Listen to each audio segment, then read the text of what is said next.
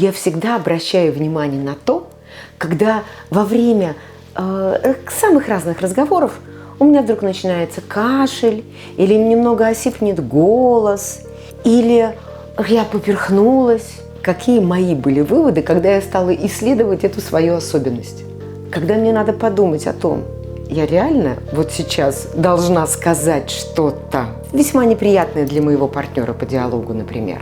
Или я реально хочу сейчас это говорить. И слишком часто ответ на мой кашель бывает: ты просто не хочешь что-то говорить, или тебе это не надо.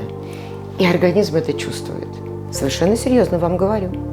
Если вы заметили, у меня немного осипший голос. Вот я не сумела сказать очень грубые слова в адрес некоторых персон, и поэтому голос сел.